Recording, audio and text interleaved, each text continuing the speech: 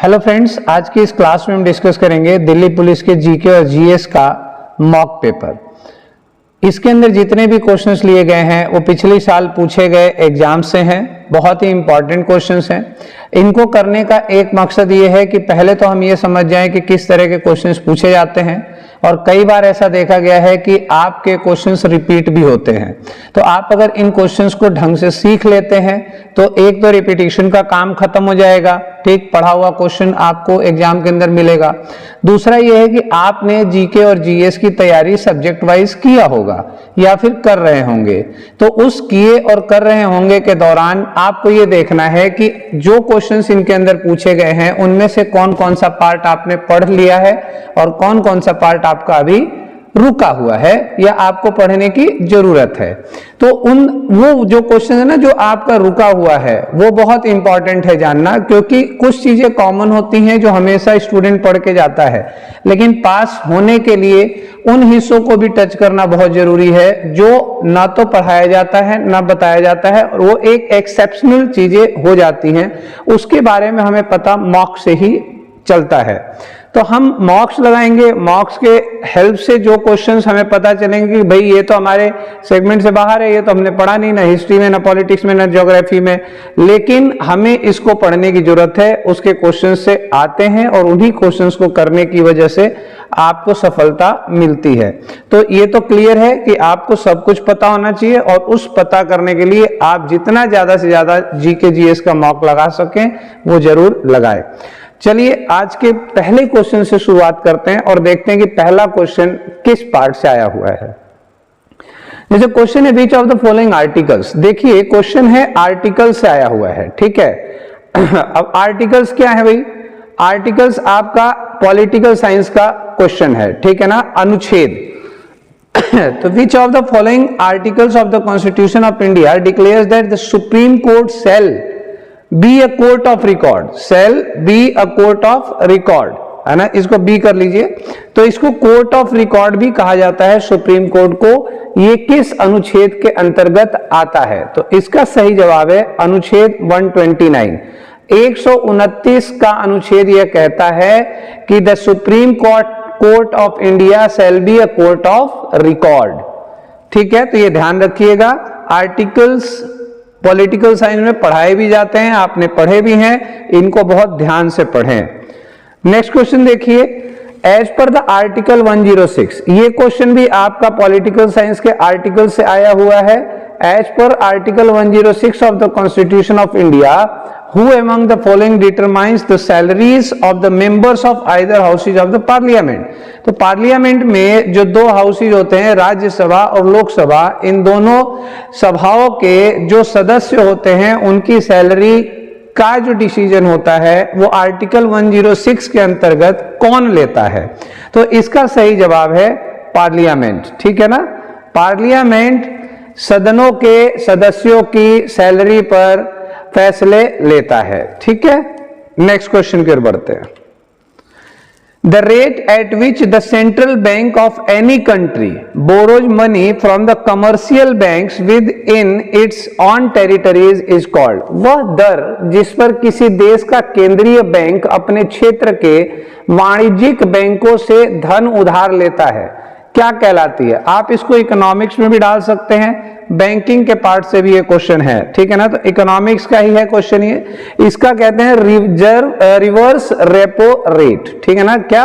Reverse repo rate पर जो है ना, इस दर पर बैंक्स लोन लिया करते हैं, ठीक है ना। ये आप ध्यान रखिएगा, वह दर जिस पर किसी देश का केंद्रीय बैंक, ठीक, अपने क्षेत्र के वाणिज्यिक बैंकों से धन उधार लेता है, उस रेट को कहते हैं reverse repo rate. Next question देखते हैं।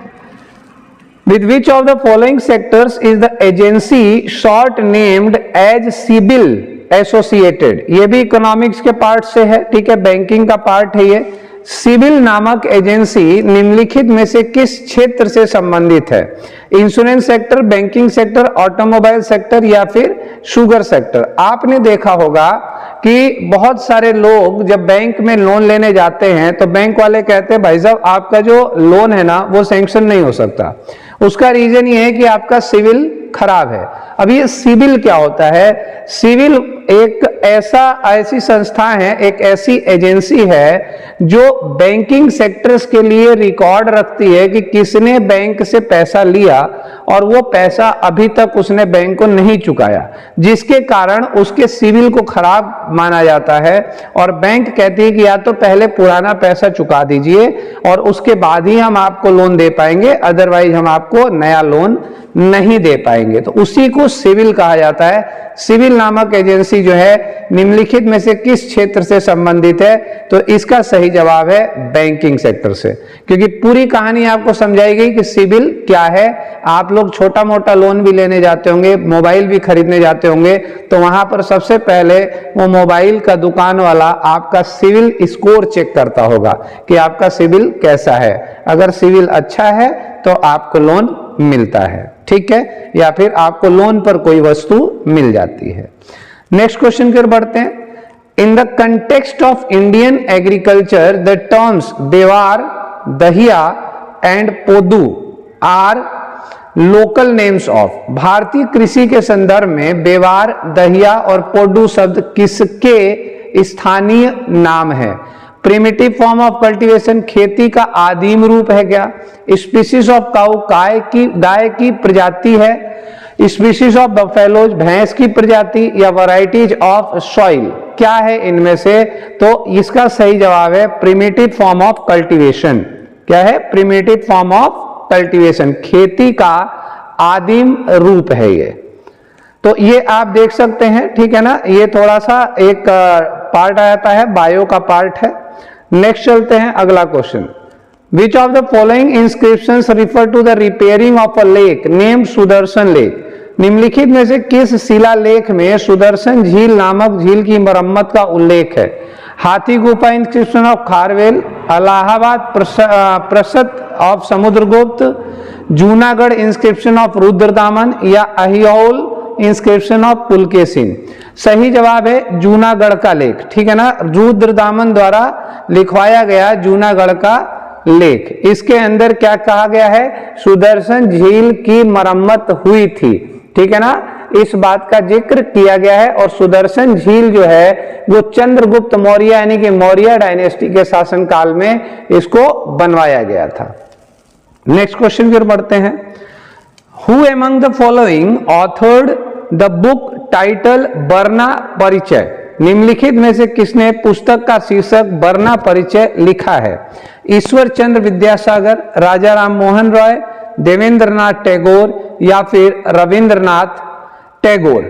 इनमें से सही जवाब है ईश्वर चंद्र विद्यासागर। ईश्वर चंद्र विद्यासागर ने बुक जो कि टाइटल्ड है बर्ना परिचय, इसको लिखा है। तो इसके लेखक कौन है? ईश्वर चंद्र विद्यासागर।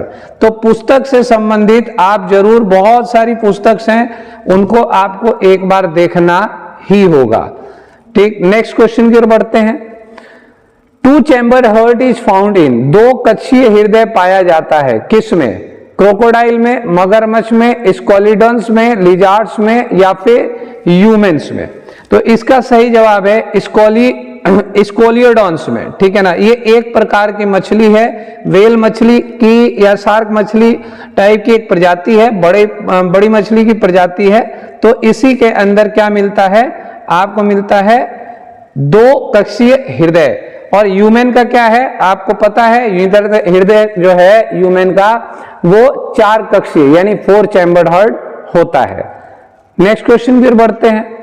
इन which of the following states is Dhamek stupa situated.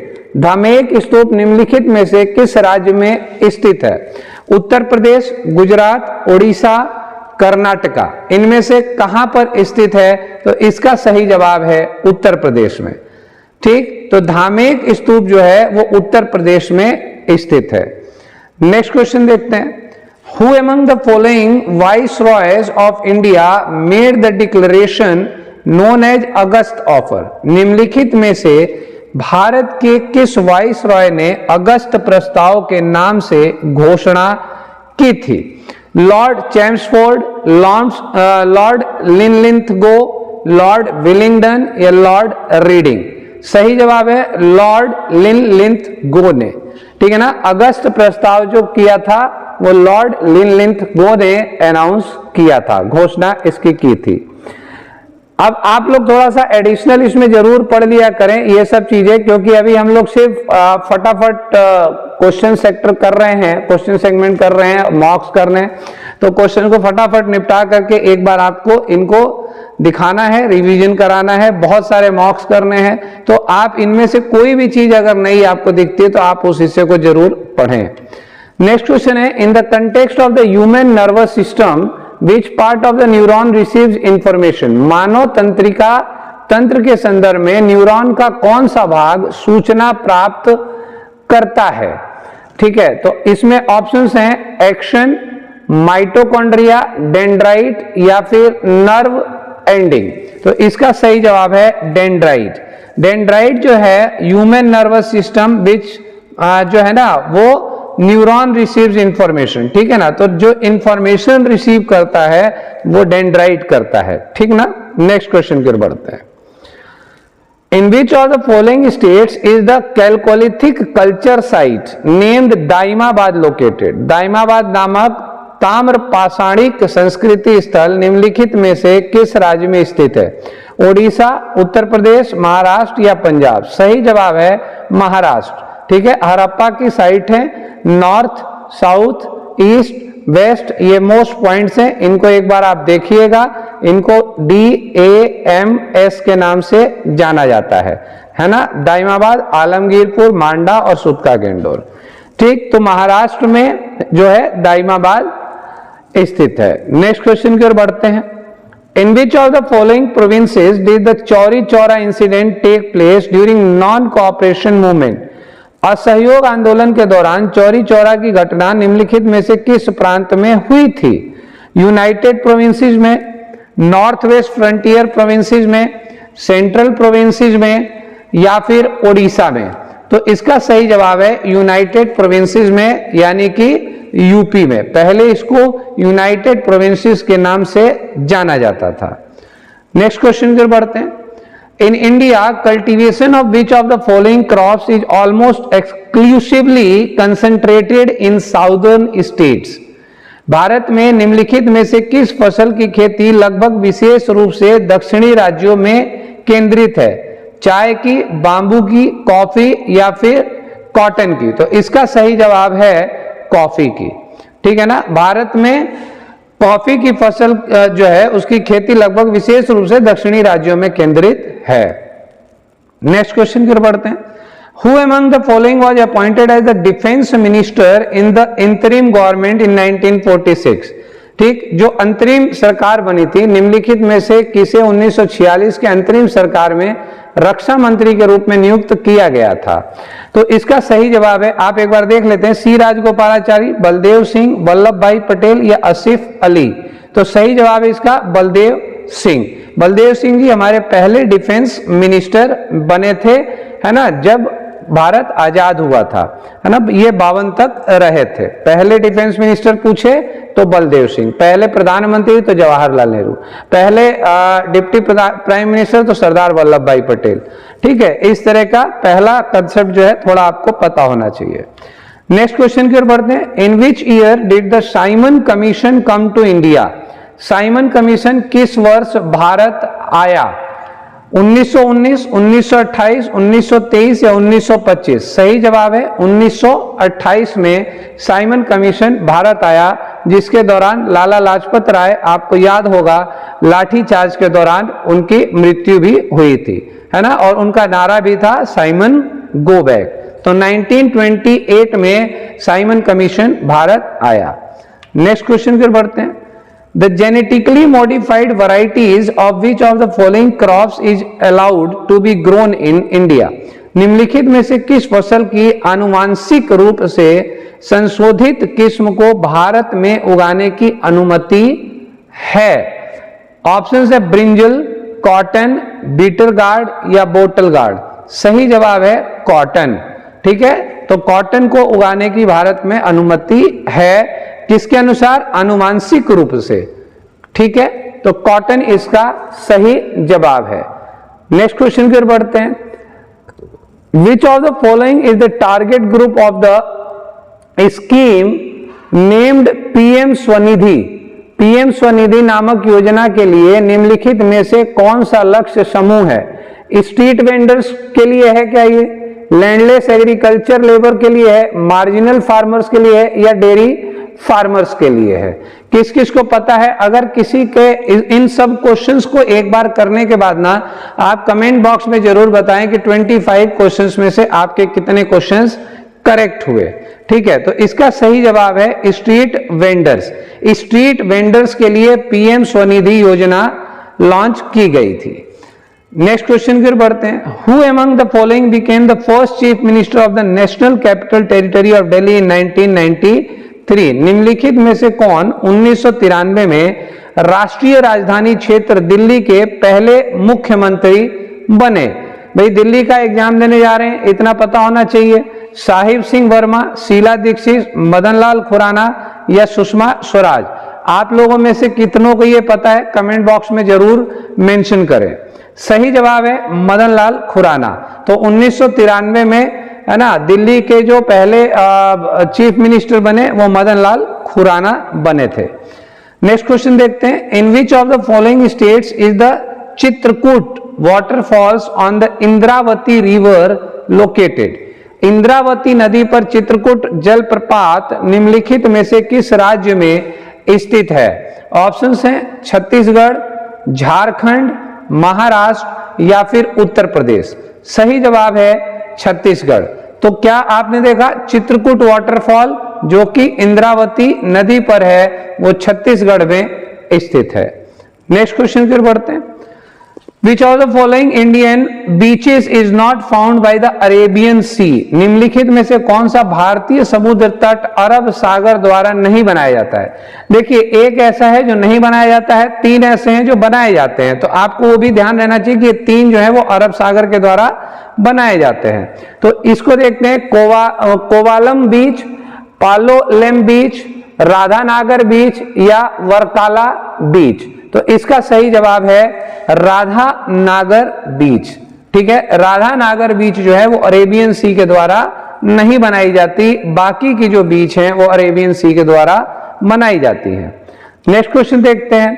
Who among the following managers the liquidity in Indian economy?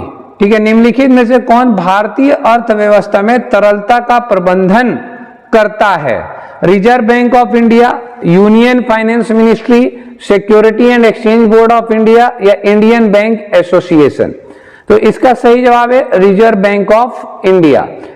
ठीक है ना, रिजर्व बैंक ऑफ इंडिया भारतीय अर्थव्यवस्था में तरलता का प्रबंधन करता है। नेक्स्ट क्वेश्चन देखते हैं। The tribal festival name Palkut is traditionally associated with? जनजातीय त्योहार का नाम पालकुट पारंपरिक रूप से किससे जुड़ा है? ठीक है ना, इनमें से किस राज्य से यह जुड़ा है यह आपको बताना है। तो सही ऑप्शंस है मिजोरम, ओडिशा, सिक्किम या राजस्थान। सही जवाब है मिजोरम। ठीक है, तो पालकुट जो है ये मिजोरम से जुड़ा हुआ है। नेक्स्ट क्वेश्चन देखते हैं। Which of the following products are formed during anaerobic respiration in yeast? निम्नलिखित में से कौन सा उत्पाद ईस्ट में अवायवीय श्वसन के दौरान बनता है? एसिटिक एसिड प्लस एनर्जी, ठीक है, लैक्टिक एसिड प्लस एनर्जी, अगला ethanol plus carbon dioxide plus energy या फिर lactic acid plus carbon dioxide plus energy? तो इसका सही जवाब है ethanol plus carbon dioxide plus energy. Next question देखते हैं।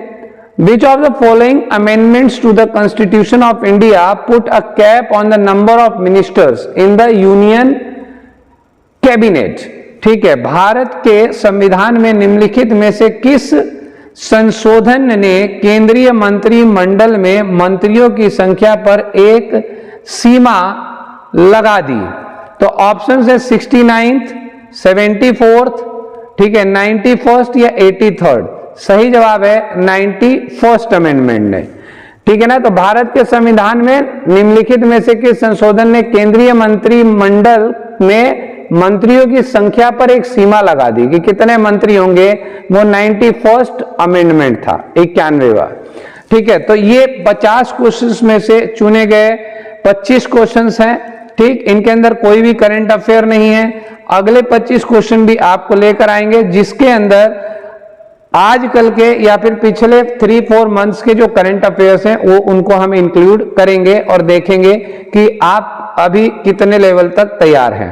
आप इन 25 क्वेश्चंस को ध्यान से देखें। इसमें आप देखें कि कौन कौन से तरह के क्वेश्चन पूछेंगे और आपका 25 में से कितना स्कोर बनता है।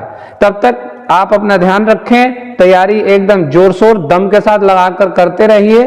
ठीक है, मिलते हैं अगली वीडियो में, तब तक के लिए नमस्कार।